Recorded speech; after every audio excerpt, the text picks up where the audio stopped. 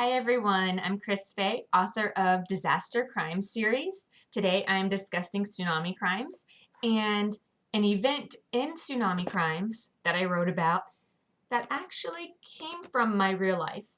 No, not the tsunami. I have never experienced a tsunami and I hope I never will.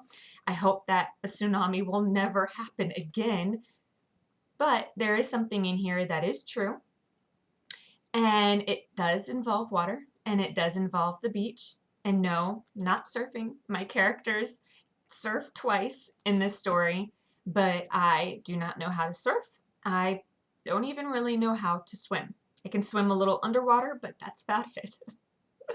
Now, the experience that I wrote about, it happened to me when I was about 12.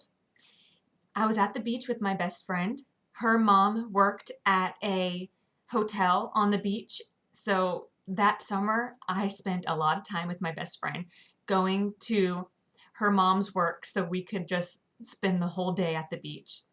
And one day when we were there, the waves were pretty big, bigger than they had been any other day we were there.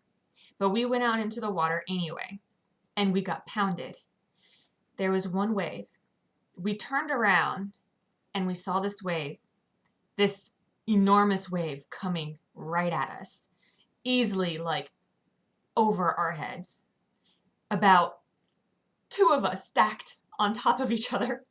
That's how big this wave was, and it was coming right at us, and water was already, pretty high up, like on our shins and past our knees, and we would not have been able to run away from this wave in time. All we could do was brace for it. And this wave went clear over my head. It knocked me down and it shoved me into these rocks. It was so powerful that I held on to this rock while just a whole bunch of water was on top of me. I had to wait for the wave to move past me and for the water to settle before I was able to actually get my head up out of the water. That's how powerful it was. And me, like I said, I don't know how to swim. So I was terrified, holding onto this rock, holding my breath, waiting for the moment I could actually get my head up to breathe. And as soon as I did, the wave was already starting to reverse, and it was so strong that it was pulling on me, pulling my arms and legs. And I had to just dig my nails into this rock to hold on. Otherwise, it would have dragged me out, and I would have possibly had drowned, or my best friend would have had to try to save me. She was a really accomplished swimmer, but even she got knocked down and shoved into some rocks and was struggling. As soon as this wave went past me, back out, and it was no longer pulling on me and the water, came down off the rock and I was free, I jumped up onto the rock, hopped off of it, like literally leaped a bound away from it to get away from the water, and then quickly ran back up onto, the sand dune just as another wave was coming. And that I recreated in Tsunami Crimes. They're at the beach and a rogue wave comes. So it's not just a normal wave like it was for me. In Tsunami Crimes, it's a rogue wave of like two big waves that fuse together that comes up onto shore.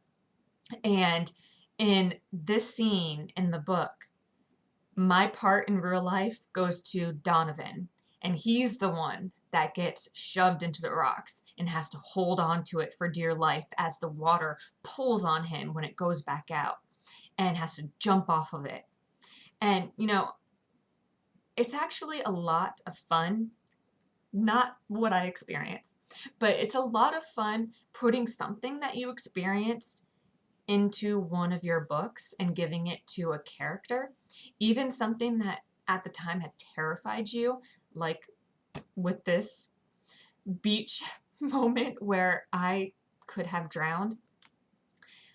It's just neat for me as an author being able to put something like that that's real into a story. And some readers may find out about it like through this video or through a guest post that I have done before and talked about that moment. It's fun, and I always wonder, like, will a reader know it's real or will they not know it's real? And I actually kind of find it exciting. I actually want readers to know that certain things I had experienced. Just like with Flaming Crimes, most of the fire scenes come from my real life. A cat running away, my real life. A brush truck getting stuck in the woods, my real life. My dad up on the roof, spraying, the grass and the flames in the trees. That's Donovan in my story. There is so much in Flaming Crimes that actually happened in my real life. And now for Tsunami Crimes, the only thing was that one beach scene. Hurricane Crimes, that's based after my experience with Hurricane Francis and Tropical Storm Faye. Now, I never experienced an earthquake. And the next one for Disaster Crime series, it's going to be a blizzard. I have never experienced that either, but it is a lot of fun for me to be able to put what I've experienced for these disasters into the stories. And then it's also fun just imagining what it could have been like if I had experienced some of these, like with the blizzard and earthquake. Now, I hope you enjoyed this video. If you go to the beach, be careful. Watch out for those really big waves. And just, take all the precautions with yourself and with your children. Be safe. Thanks for watching. Bye.